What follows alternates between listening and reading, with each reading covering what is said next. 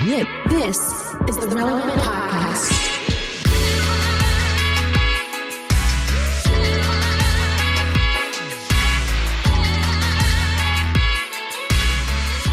It's episode 1122, 1122.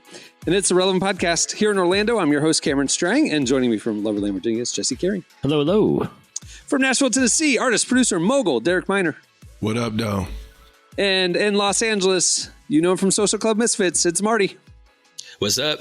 Emily is once again down for the count with a migraine, so she won't be joining us on today's show. So, our thoughts and prayers. But you know, not having Emily on the show, I can bring up my Orlando Magic.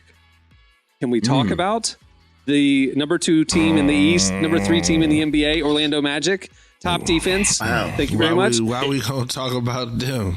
Derek, your team, don't be salty just because the Pistons are the worst team in the NBA and maybe of all time. Don't be salty. Hey, man. Hey, look, we on a 14-game losing streak aggressive. Right now. So, it's rough. Please don't throw any more fire on me, bro. There's no need. Man, I have been, and then like just the other day, the Lakers had the worst loss. They lost by 44 points. The worst loss in LeBron's life. You understand the same day that the Pistons lost their 14th straight game and the Lakers had the worst loss of LeBron's career, how hard it was to not text y'all and glow. Oh my God. But y'all have been so kind to me when the Magic were terrible that I had the text ready and I didn't send it. I feel like I'm a reasonably sophisticated sports fan. I had to Google this morning if Orlando was still in the in-season tournament. The NBA, the tiebreakers thing. Yeah, we were 3-1. The NBA has made this in-season tournament the most complicated thing I've ever one, I don't even know when it's happening, when it's not happening. But it was a success because on the last day, which was last Tuesday, when all the final games were playing, you had Orlando fans tuning into an otherwise meaningless Toronto-Brooklyn game and caring in the middle of late November. Genius. So they're right there. It's a success. You need a spreadsheet and a calculator. And to figure out even, what games is of any consequence. Well, now it gets easier because the real tournament starts. All I'm saying, it could be done so much. You need an engineering degree to figure out who you need to cheer for. They'll tweak it. They'll tweak it. I think the point differential thing kind of got wonky where games were ending at different times and teams had an advantage to say I know if we win by X amount, we make it in. They kind of threw the game. But I feel like the fun of the tournament is you win, you stay, you lose, you're out. It seems like they have complicated something incredibly simple. It's like if you go through, but now it's at that stage. Now that they've done the 8, when this show's coming out, the final 8 and final 4 is happening, and then it's just win and go home. Win or go home. So. It's like calling your doctor's office to confirm an appointment. Something that's very simple. Hey, be there tomorrow. Press 1. See you there. If blah, exactly. Blah, blah. Press You've overcomplicated 2, something. Blah, blah, right. A very simple thing that has just been overcomplicated. Facts. I'm just happy. Yeah, you're entering your insurance member card ID, and it's like, who knows that? Where I don't know. Right. You don't like change. Be there tomorrow. You're a curmudgeon. Yeah. I enjoy it though. The Bucks Heat game felt like a playoff game. Playoffs. That's what I'm saying. Excuse me. It felt like a championship game. Like those boys were hooping. Like they were playing some real ball. Like it was some good games. I was surprised, the winner of the in-season tournament, every player and every coach on the winning team gets $500,000.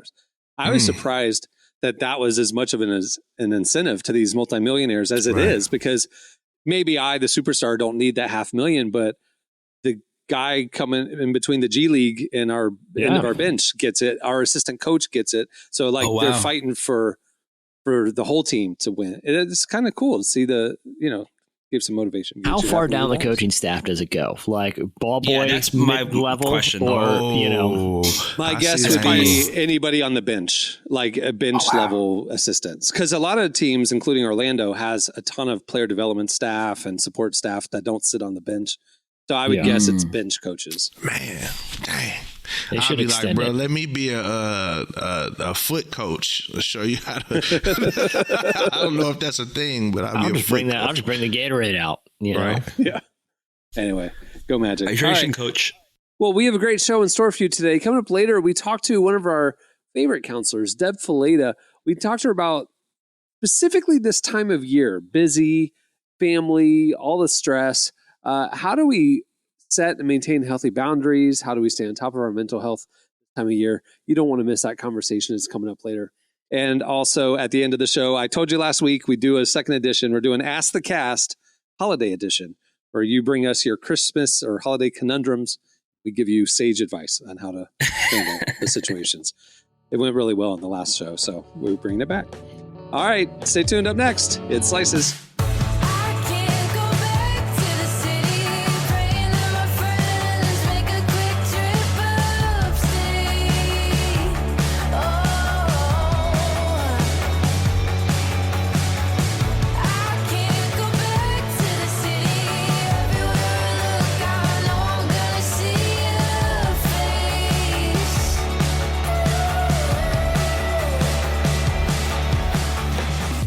You're listening to Laura Elliott. The song is T-Shirt. Today's podcast is brought to you in part by Mercy Ships. Globally, 5 billion people lack access to surgical care. In sub-Saharan Africa, there's only one surgeon for every 200,000 people. Mercy Ships provides free, life-transforming surgeries for people who have little to no access to medical care. They help the blind see, straighten twisted limbs, remove deadly tumors, treat cleft conditions, and so much more. With state-of-the-art hospital ships, they provide safe surgery to children and adults living with treatable conditions, and it's completely free of charge. They do all this work with an all-volunteer crew of professionals who donate their time and talents. Surgeons, stewards, nurses, engineers, and more make the world a better place. Your donation today provides free, safe surgeries to people in desperate need of help. All gifts are matched, so please donate today at mercyships.org/relevant. Okay, it's time for Slices.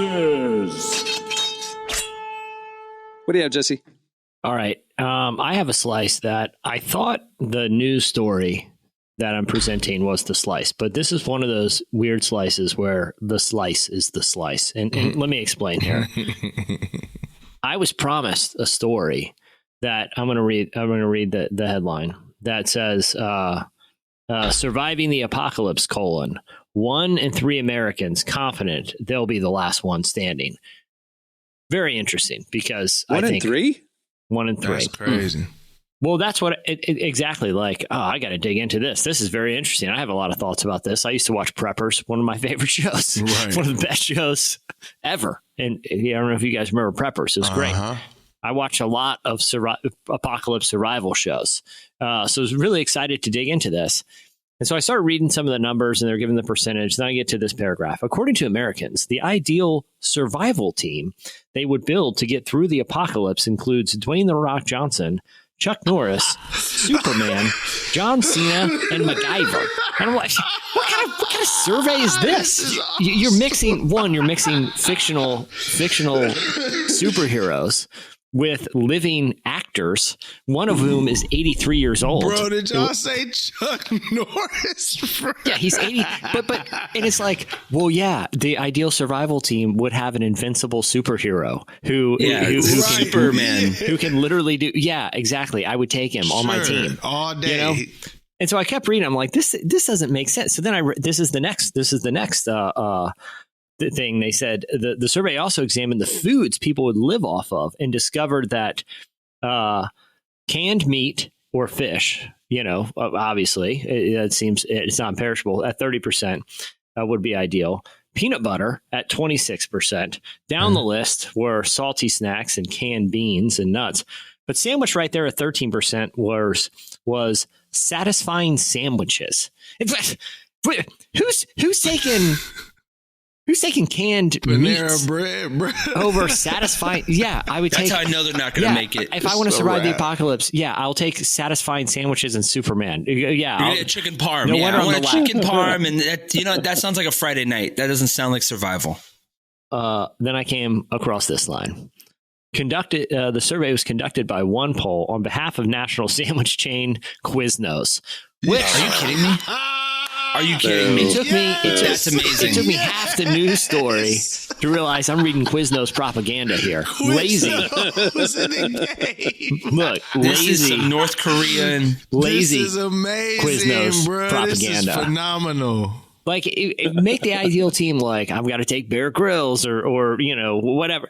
Like, the laziest Quiznos propaganda I've ever read. It's like, yeah, I'll take a satisfying sandwich over canned beans. Oh, Yeah. shocking. To stop the presses.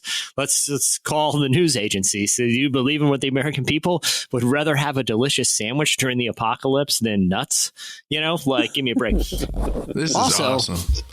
Quiznos, I literally, when I read that, I was like, I got to check the date on this. Is this some kind of type? I didn't even know Quiznos was still around. I went to a Quiznos a couple months ago. I went to a Quiznos a couple months ago. Was it good? It was. Did it still stand? How many are there left? Look, man, I'm not trying to mess my Quiznos sponsorship up, but the lady was a little stingy with the little sweet onion teriyaki sauce. I'm just surprised they're still in the game. I'm surprised. I just remember it was like one day Quiznos, like you woke up and they disappeared. Quiznos were just everywhere. This and then the place next was day, this was in the most sketchy strip mall place on planet Earth. It was actually, I was about to do a show and I was really hungry and they didn't have catering. So I'm like, I guess I'll just go to this Quiznos. There was nobody in there but me and the lady. And like, it looked like she had bread stacked up to the top of the ceiling. Like nobody was, I'm the only customer she had the whole day. maybe no one knew it was still in business. No, it was in Nashville. Oh, wow. Yeah. So I'm like, bro, I don't, it's the Arby's thing. Like, you know how we're like, no one eats at Arby's. How are they still open? It's the same thing here. They're laundering money. At least Arby's have his Jamocha and great curly fries. Quiznos at one point had 4,000 stores. Mm-hmm. There's now 170. As of The last year. downfall of Quiznos. I want to see that documentary. This lady, There's 3 right by me. There's 3 right by me right now, and that's the ones in California. There's 3 within 16 miles of me. That's crazy. 4,000 closures. Yeah, that's crazy. 4,000 plus closures. That's crazy. I wish Subway closed. That would be great. I wish it was the reverse. We How had dare you. Quiznos and Subway. How dare you, Marty? I mean, that's the lowest tier. I mean, they took out Blimpies. They took out their competition. They took out. Remember Blimpies, guys? I mean, come on. Blimpie. Like Blimpies the only was good. person who could stand up was Publix. And luckily they didn't get taken out. I think there's some Jersey Mike's mafioso stuff happening. Jersey Mike's has We'll deal with it, has a good sandwich. I don't know if you I'd guys rather have- do Jersey Mike's than I have a Subway. Jersey Subway Mike's just in the has this neighborhood. bad. Give me Subway just Firehouse. has bad marketing. Give me here's the thing about Firehouse subs. here's bro. it. But here's the deal. agree. There's one that's in the game that's like, there's no way that we're competing with Jersey Mike's Firehouse level. But we're going to do something. We're going to figure out a way to make and deliver sandwiches with almost mind. It's like they know you're about to call and they have your sandwich ready about to deliver, and that's Jimmy John's. You can order at Jimmy John's, and I don't know how they do it. They have your perfectly custom sandwich at your place of work, your house, within minutes. It's Oh yeah, I had Jimmy John's and Jersey Mike's mixed. Jimmy John's is the one that I don't like.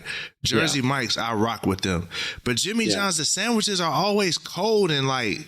well, they don't have time to eat them. There's no time for that, Bro, There's it's no time. and the bread is always hard to me. Like it's like. Yeah. Again, there's no time to soften it up. Subway just has great locations. Well, because half of them are in gas stations.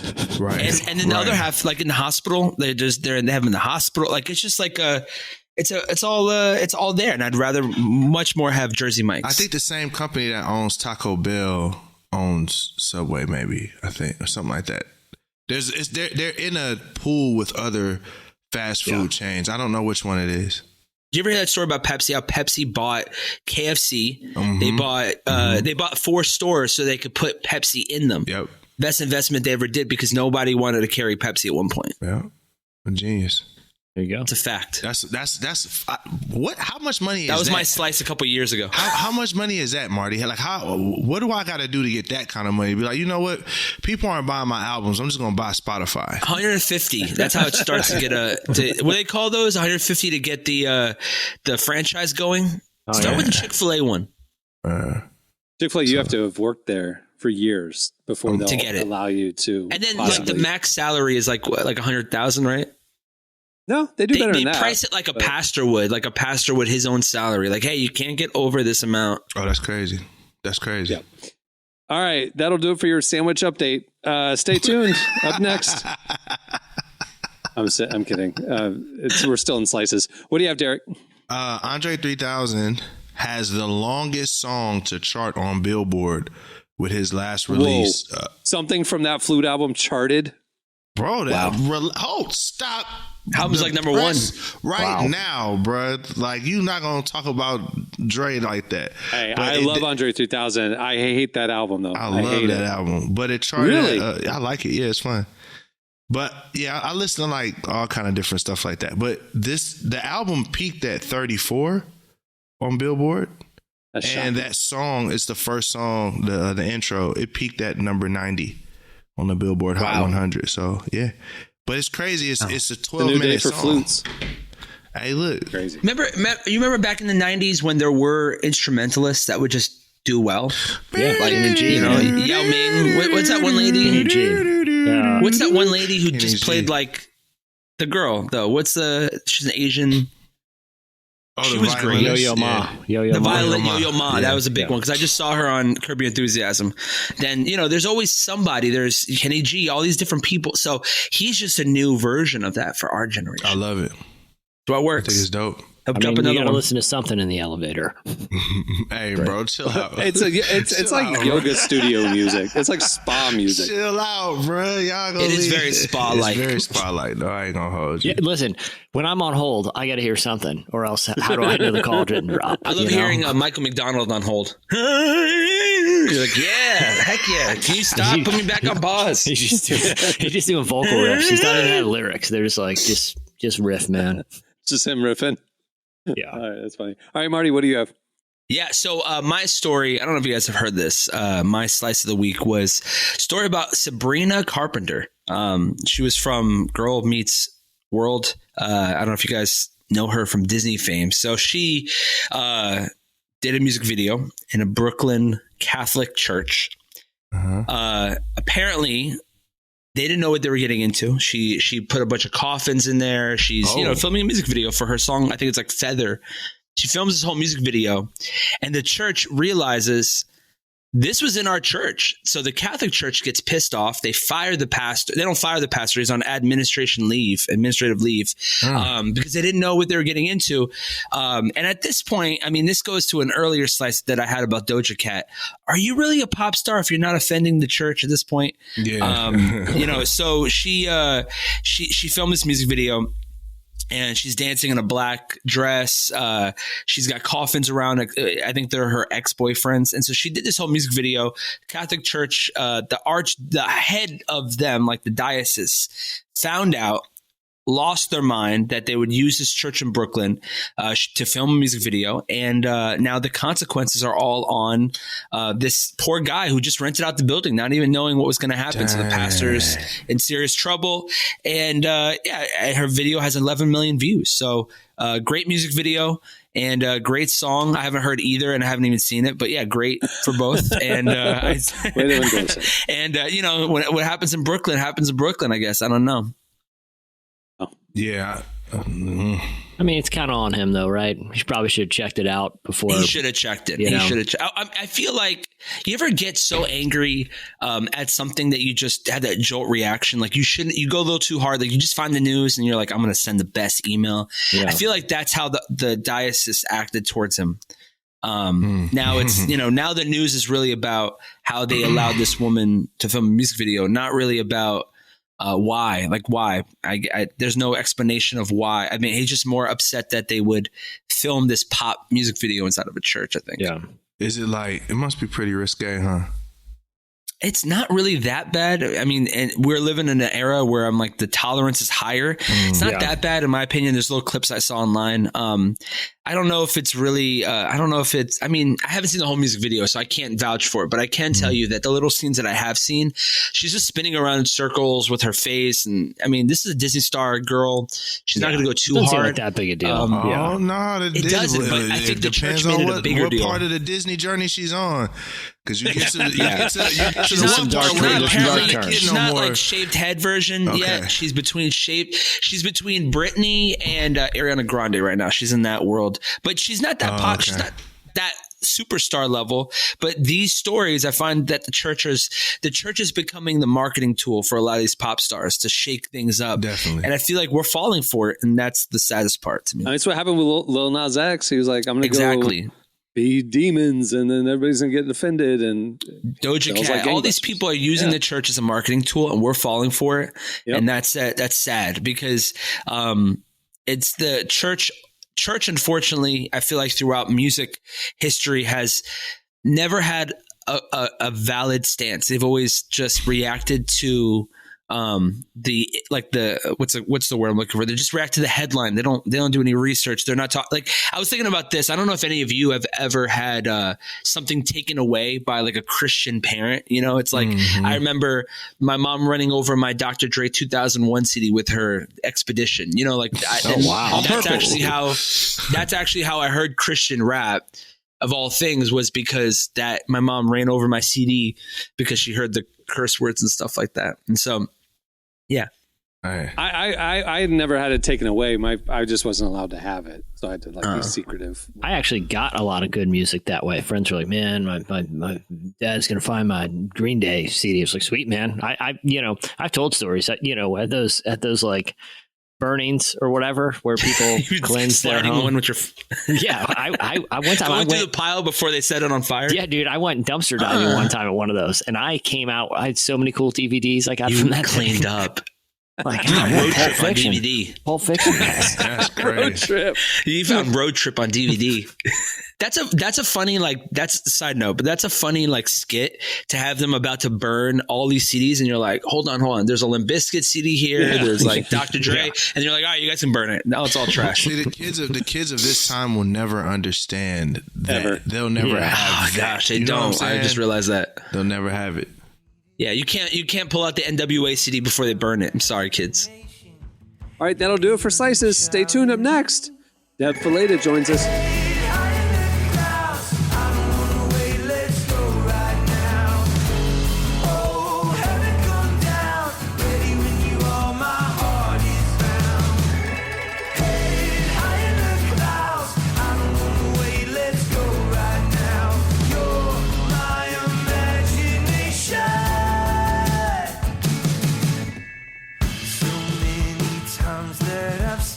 You're listening to Citizens.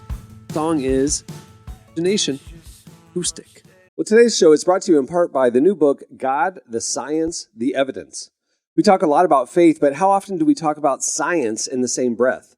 You might be surprised to discover just how deeply the two actually agree. For centuries, science has been used to dismiss the idea of God, but today an intellectual revolution is underway. Modern discoveries in physics, cosmology, and biology are consistently revealing the same truth. Creation isn't an accident. That profound reversal is what engineers Michel-Yves Bolloré and Olivier Bonassi investigate in their international bestseller, God, the Science, the Evidence. This book is a rigorous, evidence-based critique of materialism, inviting you to explore over a dozen scientific, philosophical, and historical domains. It shows that what was once seemed impossible, that science could point to a creator, is now supported by a vast and convergent body of evidence. With over 400,000 copies sold in Europe, this book is sparking a global debate. It's thoughtful, fascinating, and a powerful reminder that reason itself affirms the existence of God. Learn more and find out where you can purchase your copy today by visiting godthesciencetheevidence.com. Well, our guest today is Deb Fileta. Like I mentioned earlier in the show, she's a trusted counselor and a friend. We've been publishing her work and her words for years and years. With the busy holiday season in full swing, we wanted to talk to her about how to stay on top of our mental health during this time of year and some tips on how to set and maintain healthy boundaries. It's our conversation.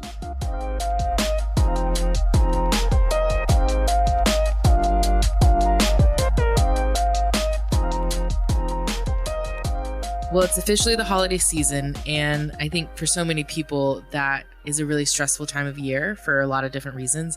I'd love to know, do you have any practical tips for how we can get through this season without being totally stressed out. Yeah, it is true. It seems like the holidays just amplify everything, like everybody's stressed out, everything's magnified, schedules are overwhelmed, there's so many obligations. So it's all this external stress that people are dealing with. And I think on top of that, there's relational dynamics as well when you go to these family gatherings and when you have to write your Christmas cards and sum up what's going on in your life, and when you're dealing with dysfunctional family members. So there's so many things that can really amplify the stress of the holidays.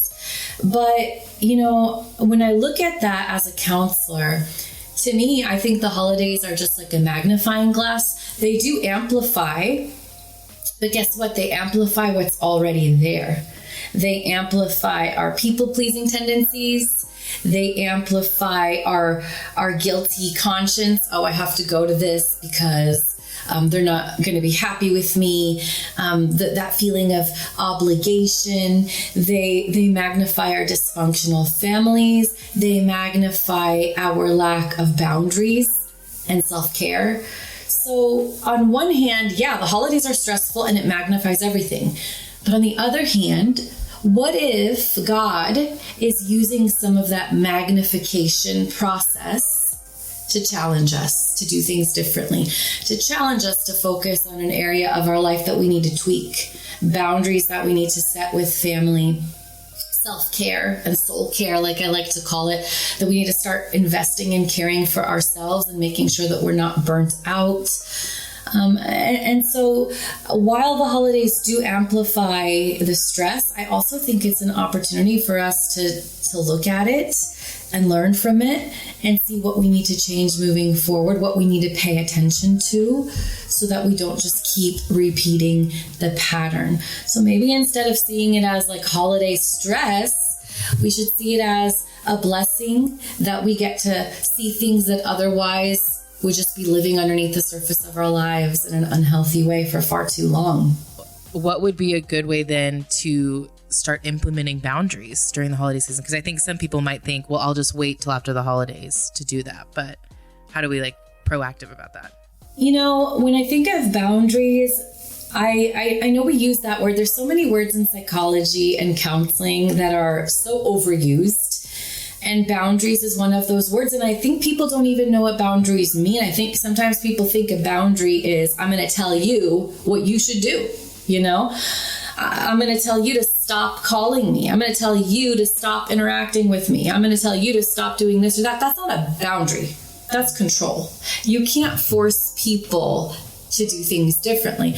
But a boundary is how you're going to protect yourself. A boundary is what you're going to do in response. So a boundary would be, let's say you get 5 invitations, right? A boundary is not feeling obligated to go to every single one, but choosing the 1 or 2 that you want to commit to, the relationships that you want to invest in. And I think in order to have boundaries, especially with family gatherings and functions and friends and coworkers, you have to really know who is in what circle. I always challenge people to draw 3 circles: your core group, your friend group, and your acquaintance group. And each circle is a level of commitment. If you don't know what circle anybody is in, then everybody feels just as important. Everything feels like an obligation. But when you can understand these people are in my core, these people are in circle 2, and these people are in circle 3, you can plan and prioritize based on the type of investment that you want to make in those relationships rather than doing it out of obligation. So those are just some things to be thinking about as you're getting thrust into this season of obligations and invitations and expectations. Who are these people to me? What type of relationship do I want to have? And which relationships do I want to invest in? And which ones do I not need to invest in? I also think something I've been telling a lot of my clients is that love doesn't mean no boundaries. You can love people and honor them, but still learn to love them from a distance. And that means some things you're not going to be able to go to. Some things you're going to have to decline. Some things you're not going to be able to show up to. But that doesn't mean you don't love those people. You can still love people, but there's something called loving from a distance. I do want to talk about, like you mentioned, the difference between boundaries and control. Obviously we don't want to control people, but, how can we maybe clarify those boundaries to someone without seeming like we're controlling them? I think, again, a boundary is less about what you tell people and more about how you respond. So, for example, when we're talking about somebody who is calling you nonstop and you don't have the time because you've got so many things to do, and maybe you feel like this friend is being a little too needy and relying on you for more than they should. A boundary isn't, hey, stop calling me. A boundary is, hey, listen, you've been calling me a lot and I appreciate that you trust me, but I'm unable to give you what you need. So I just want you to know, if you call me within this time frame or after this time at night, I'm not going to be able to pick up. And that's a boundary. Something as simple as it's just what you are going to do. Hey, I really appreciate all the invitations. I really appreciate how you want to include me in everything, in every party. Thank you for thinking of me. I just need you to know that with all of the things I have going on in my life, with my need to focus on my family and my children, we're not going to be able to make it to this event this year. It's about what I am able to do. It's about what I'm going to do, how I'm going to respond, rather than, hey, you guys need to stop inviting us to all these things and expecting us to show up. That's not a boundary. A boundary is, thank you for the invitation, but we're not going to be able to be there. And so I also think it's important, especially for this generation, to realize that boundaries are respectful. It doesn't mean you blow up at somebody. You don't wait till the last straw, till you can't take it anymore, and then you blow up at them and call it a boundary. That's not a boundary. That's an anger problem, right? I think sometimes our culture, we wait and wait and wait and wait, and then we explode at people and say, well, that's just my boundary. No, that's not your boundary, because a boundary is something that you give to somebody with respect. It doesn't mean they're going to respect your boundary. It doesn't mean they're going to like the boundary. It doesn't mean they're going to clap for you and say, oh, thank you so much for setting that. But you set it out of a place of respect. You're respecting them, but you're also respecting yourself. I also think it's important for people to realize that boundaries don't mean cutting people out of your life. There is a time and place for that in some rare cases when we're dealing with extremely toxic people. But for the most part, most of us are dealing with difficult people, not necessarily extremely toxic people that we have to cut out of our lives. I think sometimes because we don't know how to set boundaries, we think of boundaries either I'm cutting you out of my life forever, or you have full reign in my life, full say. But neither of those are healthy. And so I think it's really important for us to learn there's different levels of boundaries. There's different levels of relationships. There's different levels of closeness that people have in your life, whether it be things you're sharing with them, whether it be the time investment that you're making in them, the emotional investment that you're making. And guess what? You control all of that. I do want to throw something out to you that, like you said, I think or my generation especially, they think it's kind of all or nothing when it comes to boundaries. And it's like you said, there's levels or layers to it. I think something that can kind of get sort of misconstrued is, the idea of forgiveness when someone has wronged us.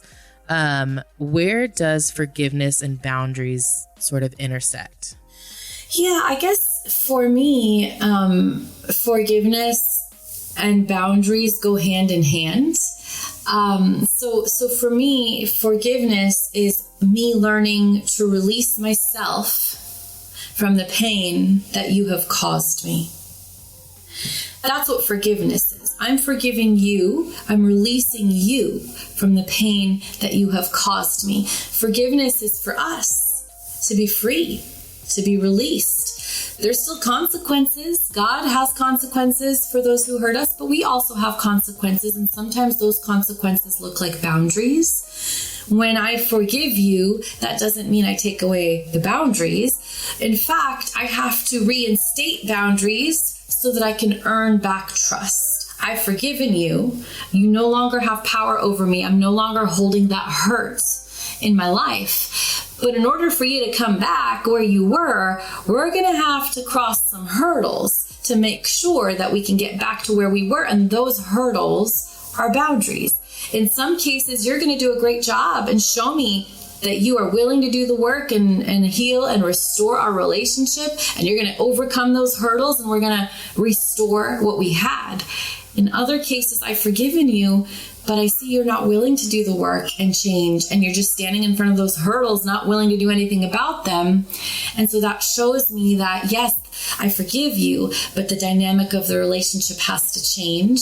We're going to have to do it a little bit differently until you're willing to show me that you can be trusted again. So I think as a counselor, I see forgiveness and boundaries as something that have to go hand in hand, especially when we're talking about, can the relationship even be restored? Is there any potential there? Well, I'll find out when I start setting boundaries and you honor and respect those boundaries versus setting boundaries and you dishonoring those boundaries. It's almost like the boundaries are a litmus test to show me whether or not the relationship is healthy for me to engage in again.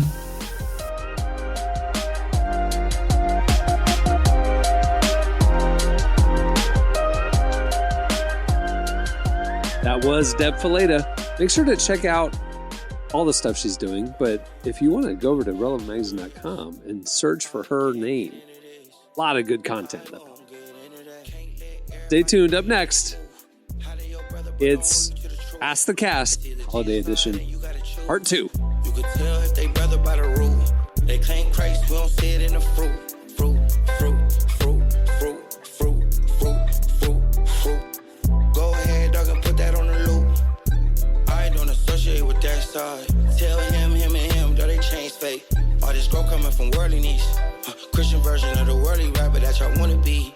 Anybody that corrects y'all is jealous, huh? Y'all didn't tell me what we jealous of. You follow trends, we'll forget you like the other ones. And other ones, and other ones. You're listening to Uninvited and Saint. The song is Girls Don't Cry. Well, today's podcast is brought to you in part by the new book, Confessions of a Christian Alcoholic. Author Jonathan Seidel knows firsthand how even believers can get stuck in shame and destructive habits, especially when it comes to one of society's biggest obsessions, alcohol. In Confessions of a Christian Alcoholic, he details his spiral into disordered drinking and shares the 4-step process he eventually used to break free. There's hope for alcoholics who become Christians and for Christians who become alcoholics. Find Confessions of a Christian Alcoholic wherever books are sold. What if you could change a child's life with just $10? Right now, thousands of vulnerable children in East Africa are suffering from jiggers. It's a painful, preventable parasite that burrows into their feet. Soul Hope is the only organization treating it through foot washing, medical care, and durable closed-toed shoes that protect kids long after treatment. $10 may not seem like much in today's world, but when we come together, those small gifts add up to big change. Join the 10 for 10 campaign. $10 protects 10 small toes. Visit soulhope.org/10 to give now. One small gift makes a big difference. Again, that's Soulhope, SOLE, hope.org/TEN. Okay, we did it last week. We're bringing it back. We're doing an Ask the Cast holiday edition. You guys hit us up with your holiday conundrums, and I will read them to the crew, and they will help you solve your issues. Here we go. Excited to help. Katie wrote in, says, we have some small kids, and I got one of those elf on a shelf things last year. Kids enjoyed it, but now they've been seeing far more elaborate pranks and setups on social media, and I think their expectations are a little too high this year. I don't have the time or desire to turn our living room into a Hollywood movie set every night. What do I do? Tell them no. Yeah, I think you can't kill off No, that's elf. exactly what has to happen. Oh, look, hey, sorry, y'all, the elf died. Yeah, that's what I say. You're going to stage one more elaborate Hollywood scene, and this one ends tragically. You fall off the shelf, bro. That's what I'm saying. Like, yeah, that's like I got a good prank. Yeah, I cannot believe traumatize your children forever because you're lazy. Okay. Yeah, I got a prank for these kids. We pretend a robber came in and took all your gifts, and now you guys have no gifts. Guess what? We're opening up gifts on December 26th. And children, your job now is to defend the house. Elf on the Shelf wasn't my era or my kids' era. So, but isn't it the belief is that it's a toy that comes alive at night and that it's sitting on the shelf watching you to make sure you're well behaved? That is terrifying. If you're not, then it'll report back to Santa.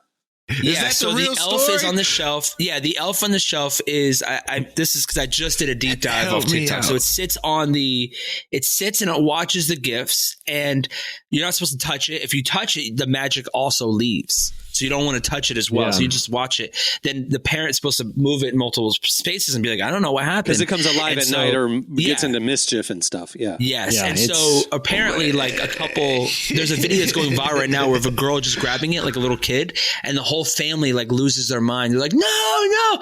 Kids are crying. People are just losing it because this little like 2-year-old just grabbed it, and they're like, they're ruining the magic. So that's there was a horrific tragedy last night, children. It appears the elf slipped off the mantle and fell into the lit fireplace and burned alive. So you're not. So Christmas is canceled, kids. Yeah. Sorry. Yeah. I say the robber still stands. Just you give them the gifts the next day, and you say, "Hey, kids, we got robbed." Let them experience a little life. There was a home invasion as well as a kidnapping. He was kidnapped. Crazy. He was kidnapped. Nick Travis wrote in. He said, "I drew my office nemesis in Secret Santa. I mean, I really can't stand this lady. Okay. How do I give a gift that's appropriately festive without revealing my true feelings?" Easy. That's an easy one. That's the month. You have to give a monthly gift. So it's one of those things where you put like $60 to fruit baskets every month. It's like, why am I keep getting like plums? And it just never ends. Yeah. Overwhelm them. Yeah. I don't know. That's a good one. I would need to know what she doesn't like. Yeah, true. That would be really helpful. Yeah. A little more detail. It's some lady. Probably she's the unfun lady in the office. Probably the Toby to Michael Scott kind of a thing. See, I feel like a bunch of Disney stuff. Like just buy her like Mickey Mouse. Like, you know what I mean? Just had to buy her the happiest things you can buy her stuff that doesn't fit. That's how you do it. Just stuff that's just happy, oversized. Right? I think the play is a gift card, right? But it's not. It's like a restaurant nobody wants to. Oh, Checkers, $25. Quiznos. You got Quiznos, $30 Quiznos. There's not one in 10 miles, 30 miles of the city. That's a good one. I like that. Quiznos, $30 gift card. I like Advanced Auto Parts. Advanced Auto Parts gift card. They can't redeem it. Radio Shack. Where am I going to use this? Okay, thank you. Radio Shack's coming Sizzler. back. There's only 2 in the nation. Great. All right. Megan Brown wrote in, every year my family debates whose New Year's resolution is the most unrealistic. Every year my family debates whose New Year's resolution is the most unrealistic. How do I diplomatically handle these annual aspirations without dampening spirits? That's just mean. So what Everybody now? says their New Year's resolution and then we vote on which one is the worst. So what is? Say the question again. What is the question? So she's asking, how do I diplomatically handle these annual aspirations without dampening spirits? So she's trying to say, like, how do I tell somebody in the family that their resolution is the stupid? Dreams won't happen, basically. Essentially, that's kind of what she's. We might need to have it. There's no answer for this except for there's an intervention for this. We need to talk about you and the way that you see your family. No, is this Emily? Who's this girl's name? Megan Brown. I have a feeling that her family. We need to talk, girl. I have a feeling that her family probably has like wild stuff with no follow through or no plan. Like, what if her family is like? Is that what it is? What if it's that? It could be that. Like, I'm gonna make $1 million next year. Well, how? Right. I'm gonna make it. Yeah. I'm gonna make it by Amazon drop shipping. We doing Amazon drop shipping, or we're doing. Now I'm on Megan's side. Now that you said that, Derek, you're right. Right, I'm on Megan's side. They probably are outrageous. I'm going to open up a Quiznos. Yeah, I'm going to open up a Quiznos in our city. Right. So that's what I'm assuming. I don't want to think that she's just the most miserable person in the world. That's like, hey, I'm going to lose 20 pounds. You can't do that. Like, you know what I mean? Yeah. Cassie wrote in and said that every year her resolutions are always forgotten by February. How do you come up with a New Year's resolution that's both fun and actually achievable? So she wants some tips here for her resolution. Well, I think just if she's just looking for fun and achievable, that's a very low bar. It's like, it is a low bar. For sure. But I think honestly, that's the key. Like, if you want to, it's the common sense party mindset. Exactly. You If you want to lose weight or you want to get out of debt, okay, don't paint yourself into a corner here. If you're like, I want to watch 6 movies a month, great, easy day. Yeah. You know what I mean? Like, yeah, right. I like it. Just keep it. I think the key is to keep it simple. If you want it fun and achievable, make something fun and achievable here. Right. You know, absolutely, simple. Yeah. Low level. Let's do some low level goals. All right. Yeah. I like it. Trenton said that his neighbor's Christmas lights are so bright. It's like living next to a small sun. How can he ask them to tone down the Christmas cheer without seeming like a Grinch? Hey, bro, can you turn down the Christmas tree, bro? But they're on. There's not like a dimmer switch. No, it's easy. It's super easy. I have had to do this myself, and it starts and it ends with the Starbucks gift card and a handwritten note. And you put it in, you'd be like, listen, I hate to be this person, but, it's directly into you lie, of course, right into my children's room, the light. I love your Christmas lights. But it's your neighbor. They know that you don't have kids.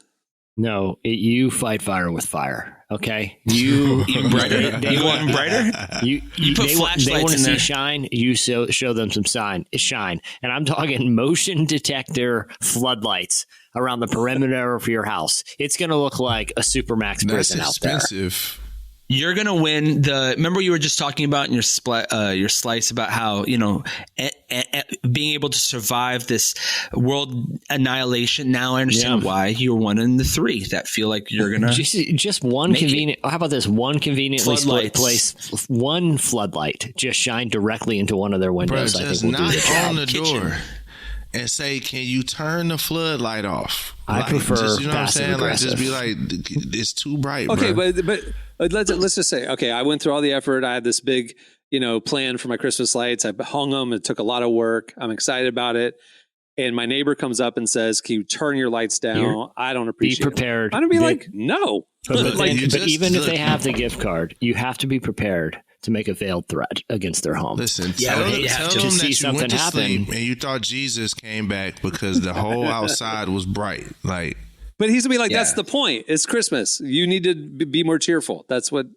Then the floodlight comes. Then the threats, and then you resort to threats and floodlights. What and then you stage the murder of their elf on a shelf. shelf. Yeah, you want to do is you want to go up to them with a child and say, my daughter is allergic to light. They're like, that's not even your kid. It doesn't matter. My daughter can't sleep. Yeah. And that is directly in her room. And if you don't turn it off, I might burn your house down. I'm going to break one leg go outside at a and time. Hit the fuse box.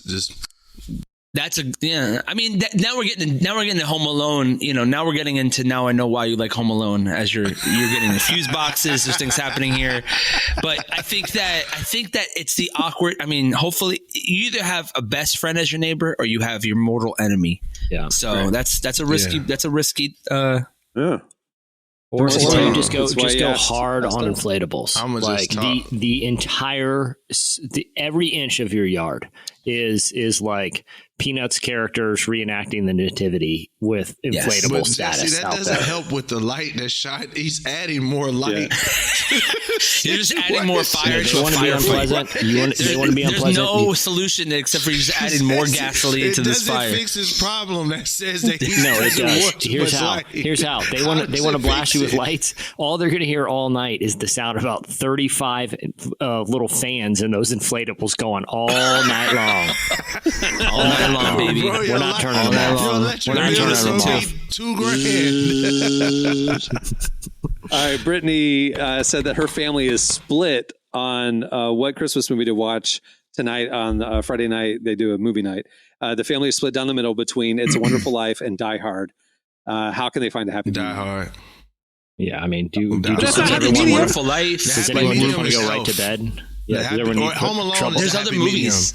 Home Alone. There's other movies. Would be the happy medium because there's action. Yep. And there's other movies. It's a Wonderful Life is great if you're looking to fall asleep. If you're having trouble, they're two extremes. Very true. Right? Like one is the PG version, and one's like they're two extremes. How do you? I'm guessing it's probably parents. The adults want It's a Wonderful Life, and the kids probably want Die Hard. Listen, I have a hot take here. Elderly people who want that here, and people might get mad at this, but the rule of thumb is nothing in black and white holds up. There's nothing from the black and white era that is they have it in color now, Jesse. Super boring.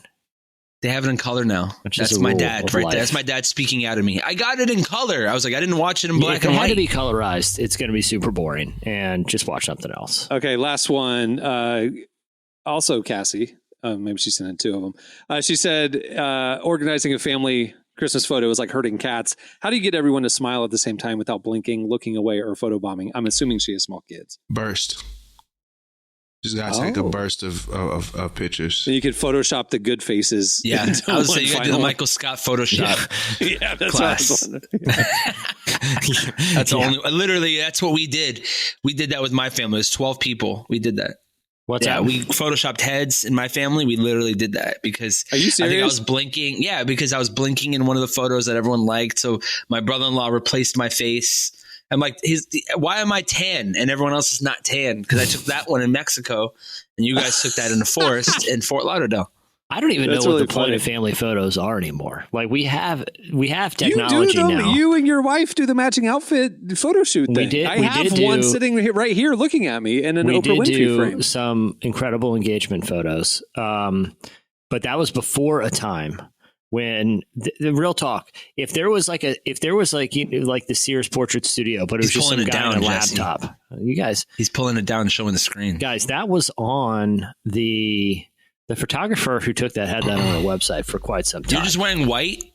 Yeah, it was just that's it. Yeah, so I wore a white button down. She's wearing a OWN Oprah Winfrey Network frame. It's yeah. I thought you said there was matching though. There was matching one cam too. Yeah, just hold it up. Just hold it up. No, I know, but I was expecting like flannel. I was expecting like flannel matching. Real talk, Cameron. Do you remember a couple years ago I texted you because like that photo that you just showed? Have that picture. That's crazy. That photo. Yeah, there's no family photos next to you, Cameron. Only that photo of Jesse. It's the only family photo. As it How did that toothpick just appear out of his hand? I didn't even see you pick anything up. What's going on over here? Hold on, real talk. So the photographer who took that for a long time had that on her website, like advertising her abilities. Obviously, that photo brought her a tremendous amount of business. It's a good one. No, it's a good one. It looks like a Lifetime Christmas movie ready to happen. I mean, who's not using her? I have no family photos in my house, but I have a framed picture of Jesse and Dana's engagement. As most homes should. Jesse's a very wealthy man that comes back to his hometown, and his wife was, she was in the church. She was a violinist in the church. Exactly. Lifetime lost her DVD passion. cover. Now, Cameron, but do you remember a couple years ago what I texted you around the holidays? That it was a photographer advertising, a local photographer advertising their ability to take great family portraits for the holidays, and it showed up in all of our mailboxes. Do you remember that photo that I sent you? No, I don't. It was a family, and one of the family members is now a very famous pop star and fashion icon. Oh, wow. Oh, Pharrell? It was Pharrell's family when he was in high school, and he's wearing like the dorkiest leather coat, right? No. And because he's from Virginia Beach, and That's a photographer who did like the Williams family photo when he was in high school, and it is the corniest photo you've ever seen. Like, I mean, how like it was like that one Cameron showed, just like back in the day where people would take family portraits, and everyone, it's all black and white except everyone's wearing blue jeans and they're blue. It was like that era of family photos, And this photographer had, I guess, found in her archives that she had taken the Williams family photo at one point and was sending it around to drum up business. It was pretty fantastic. That's kind of fly. I ain't gonna lie. That is funny. All right, last one. We'll end with the last holiday, New Year's Eve party planning question. Matt says he's been volunteered to plan the family New Year's Eve party. He has no idea where to start. How do you throw a memorable bash that doesn't end up as a countdown to chaos? I've thrown several New Year's Eve parties. Question is, how big do you want to go? I don't know. You just have a lot of fun, have music, have merriment. What's the question? I'm sorry. The question is, he just doesn't have any. He's never thrown a New Year's Eve party, and he needs tips on how to throw a good New Year's Eve party. Games. You got That's it. it. Yeah, that's it. Don't overthink it. Spotify playlist right there. You get some pizza. Screw it. Or get something food, and then that's it. Create an environment. You know what always does well, and just is those photo booths that you can wear the wacky glasses and little those big are great. mustaches and stuff. You need to straight up set up, speaking of portraits, a Sears portrait studio in the house where people can get like family photos done at the party. No one's not going to love that, you know, like a cool woodland background or like a fake fireplace or something. Have like dude, no one's going to forget that party. They're going to keep those photos forever. I love that. I did that with some of my Halloween parties over the years. I had like the full backdrop photographer, you know, like did the thing and people would come pose in their Halloween costumes and stuff. And it was like professional portraits and stuff. Yeah. It makes for an unforgettable experience. I agree. All right. Well, you guys sent in a lot of questions. That'll do it for Ask the Cast Holiday Edition. Hope that helped. Well, before we wrap things up, I want to mention a couple things. One, a very relevant Christmas playlist is now available over at Spotify. Go check it out. 350 of our favorite songs from amazing indie artists we cover. It's not the usual stuff. Go check it out. A very relevant Christmas. Just search for it over at Spotify. Also, head over to relevantstore.com where we are offering 30% off right now. It's our Christmas sale. We got podcast swag, amazing statement t-shirts, all of our magazine and book archives. What's available still. Go check it out. Relevantstore.com, 30% off. Don't miss it. Okay. On that note, we'll wrap it up. I'm Cameron Strang. I'm Jesse Curie. Oh, this is Derek Minor. I'm Marty.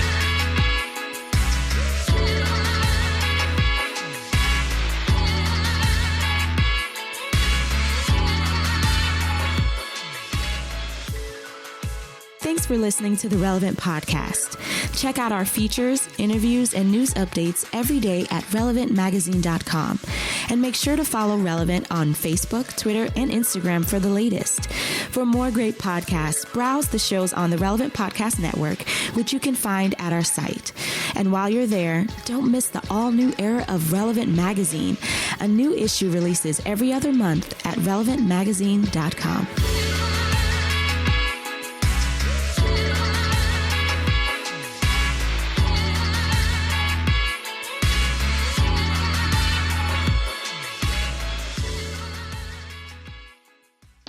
I got to dig into this. This is very interesting. I have a lot of thoughts about this. I used to watch Preppers.